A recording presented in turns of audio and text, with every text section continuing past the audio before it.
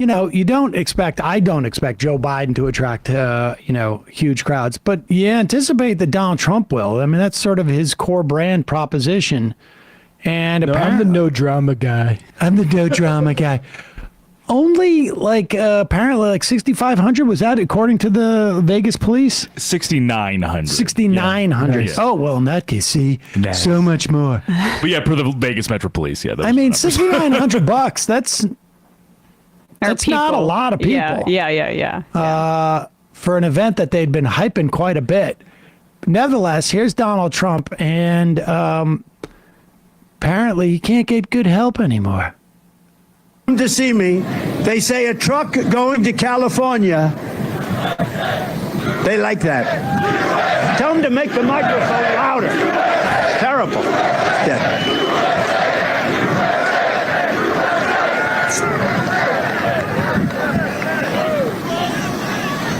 He just came up.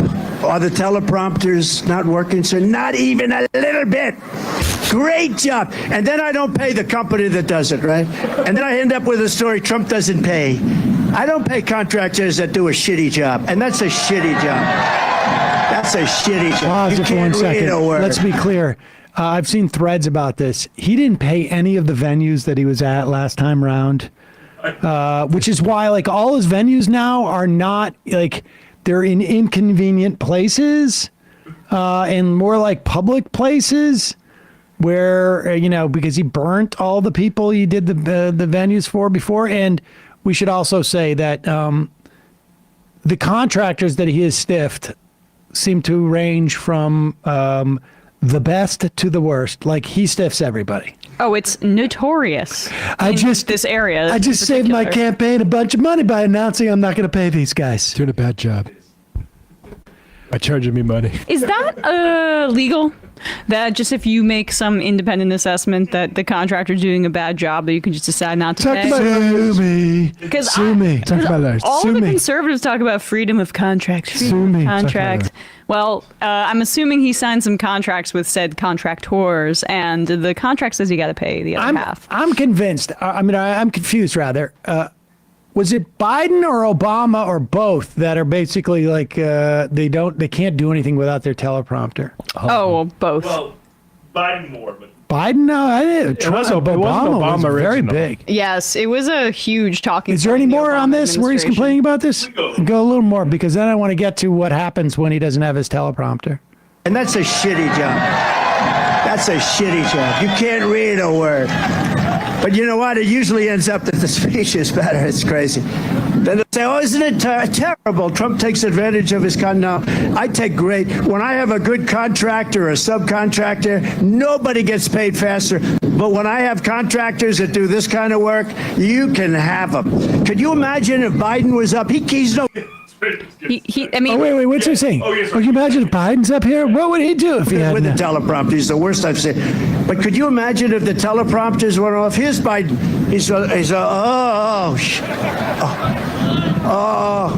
He wouldn't even say anything because he's incapable.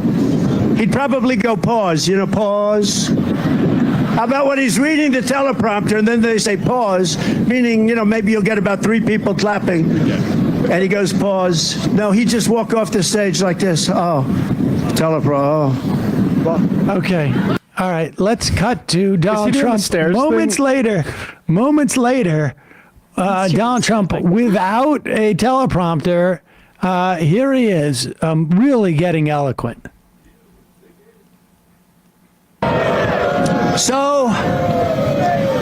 So we have a country that's in trouble. We're going to end the mandate on electric one day. They want to make all boats, too. I went to a boat company in South Carolina. The boat, I said, how is it? He said, it's a problem, sir. They want us to make all electric boats. These are boats that are from 16 to 35 or so feet. Fishing boats, leisure boats. Beautiful company in South Carolina. Beautiful. Guy's been doing it for 50 years. He sells hundreds of boats every couple of months. I mean, really fantastic guy. And they use the Mercury engines and different engines in the back. No problem. They want to take that out. They want to make it all electric. He said the problem is the boat is so heavy, it can't float. I said, that sounds like a problem. He said, also, it can't go fast because of the weight. And they want to now have a 50-mile or a 70-mile radius. You have to go out 70 miles before you can really start the boat up. And you go out at 2 knots. That's essentially almost like 2 miles an hour. I say, how long does it take you to get out there? Many hours. And then you're allowed to go around for 10 minutes, but you have to come back because the batteries only last for a very short period of time. So I said, let me ask you a question. And he said, nobody ever asked this question. And it must be because of MIT, my relationship to MIT. Very smart. He goes, I said, Pause it for what 1 would second. happen? Incidentally, his relationship to MIT is that his uncle went there.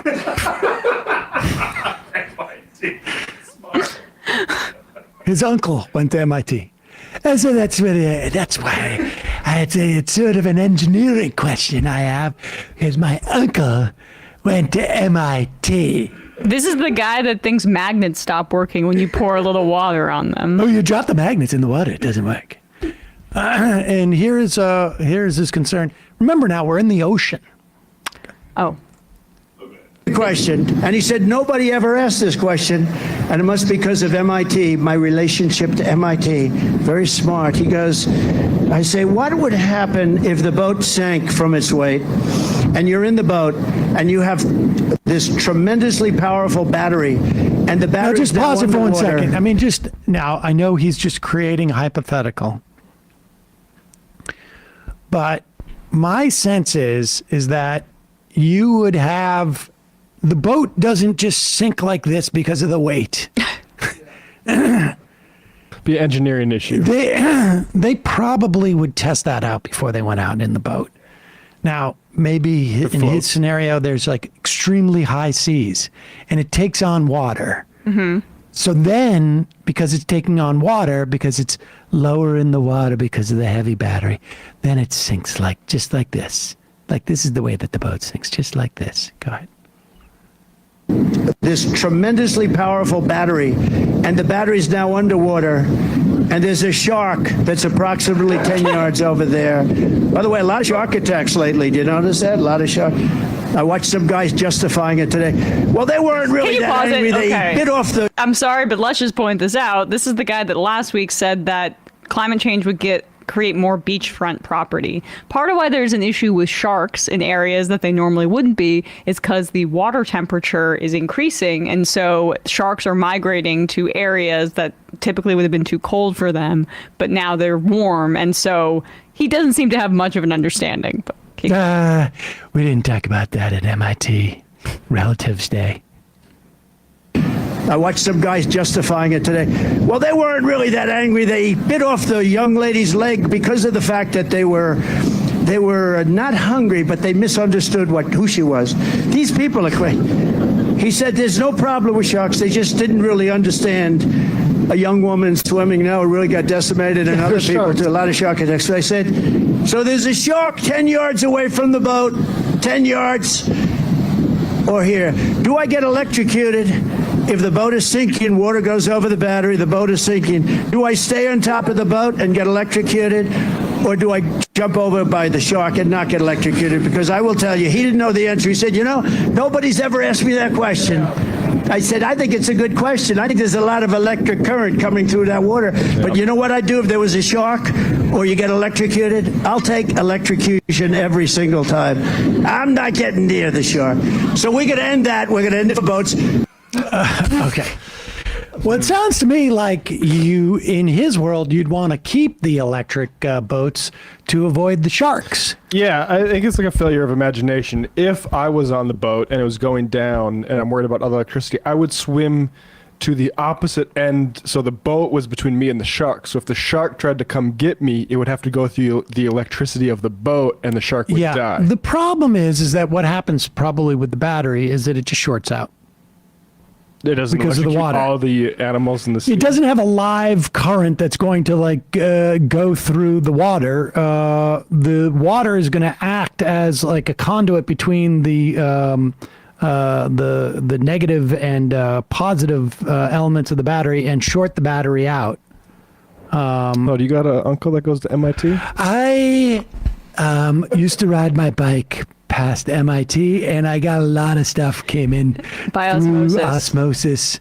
Yeah. I mean- Sometimes I would cut through the campus on my bicycle, and that's how I got so smart. I love seeing him do science. That was the. I mean, he made a comment about magnets before, I guess, earlier in the year that said magnets just stop working when you put water on it, which I think he thought was. We could watch it for 18 seconds. It's like very short, right? Because I think he's confusing repeatedly electricity with magnets, but I mean, I don't know how applicable it is in his demented trolley problem with the shark situation, but. This was him in January. On the magnetic elevators. Think of it, magnets. Now, all I know about magnets is this. Give me a glass of water. Let me drop it on the magnets. That's the end of the magnets. Why didn't they use John Deere? Why didn't they bring in the John Deere people? Do you like John Deere? I like John Deere, but with the hydraulic, right? That's basically it. So he's trying to this is his argument against electric power, right? You can either get eaten by a shark or the magnets are going to fall apart with a little bit of water dropped on it. Juniper J writes in, fun fact, aircraft carriers weigh over 100,000 tons. It's not all about the weight. Well, it makes it slow with the batteries heavy. I mean, it is true that electric vehicles generally Way more. They weigh more, but you know, figure it out. It's your job. Yeah, I mean, if they can figure out how to run cruises all across the world, which look like, you know, the average Manhattan skyscraper just put on its side in the water. Those are bad for the environment too. I get it, but like heavy things can float in the water. Heavy things can float in the water. The other thing is like, this is, you know, sort of like the light bulb stuff. It turns out that when the government mandated that incandescent light bulbs would no longer be allowed for sale, I think at one point the Republicans kicked the can down the road, but I think we've now phased out essentially like the stocks that people could have, like literally, you know, having bought up all those incandescents and selling them. It turns out what happens is you get incredible innovation in light bulbs, and now we have LEDs that are essentially can put out the same type of light in terms of like color as incandescent bulbs, and also can do a whole mess of other things that incandescent bulbs couldn't do, and also much less hot to the touch. And significantly better for the environment.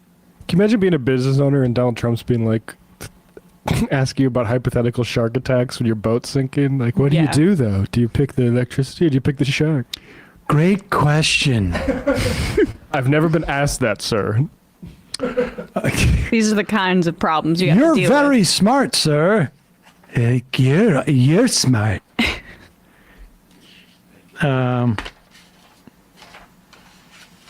Oh, let's just wrap it up with this. We've got two short clips for you that I think you're going to enjoy.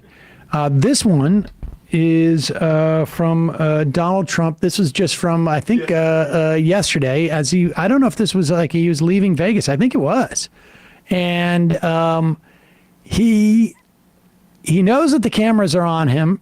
I don't know if he knows that this seems to be like a campaign camera, but he knows that there's other press, and there's literally no one on the tarmac, ladies and gentlemen. And here is Donald Trump, though he's like in the habit of this. There's a couple of videos of like this where he's waving because he knows that the cameras are on him, but there's no reversal of the cameras. So until now? No, not even now. Oh, really? Yeah, okay. well, this is just someone got this footage.